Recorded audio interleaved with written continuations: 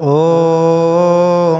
श्री दुर्गायै नमः। श्री दुर्गाष्टोत्तरशतनामस्तोत्रम्। ईश्वर उवाच शतनाम प्रवक्ष्यामि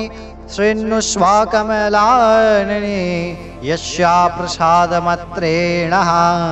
दुर्गा प्रीता भवेत् सती। ॐ सती स्वाधी भवप्रीता भवानी भवमोचनी आर्या दुर्गा यया चान्द्र्या त्रिनेत्राशूलधारिणी पिनाकधारिणी चित्वा चन्द्रघण्टा महातपा मनोबुद्धेरहङ्कारा चित्तरूपा चिताचिती सर्वा मन्त्रामयी सत्या सत्यानन्दस्वरूपिणी अनन्त्या भाविनी भव्या भव्या भव्या सदा गतिः साम्भवी देवमाता च चिन्तारत्नप्रिया सदा सर्वविद्या दक्षकन्या दक्षयज्ञविनाशिनी आवर्णानेकवर्णा च पाटलावती पट्टाम्बरा परिधाना कमला मञ्जीररञ्जिनी अमी आविक्रमा क्रूरा सुन्दरी शूरसुन्दरी वनदुर्गा च मातङ्गी मतङ्ग्या मुनिपूजिता ब्रह्मी महेश्वरी चैन्द्री कौमारी वैष्णवी तथा चामुण्डा चैव वराही लक्ष्मीश्च पुरुषाकृतिः भीमलोत्कर्षिणी ज्ञाना क्रिया नित्या च बुद्धिदा बहुला बहुला प्रेमः सर्वावाहनवाहना निशुम्भाशुम्भहननी महिषासुरमर्दिनी मधुकैटभहन्त्री च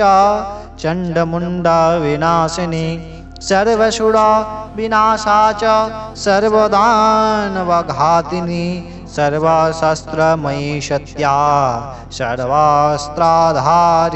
तथा अनेकशस्त्रहस्त्या च अनेकास्त्रस्य धारिणी कुमारी चैका कन्या च कैशोरी युवती यति अप्रौढा चैव पौरा च वृद्ध्यमाता बलप्रदा महोदरी मुक्तकेशी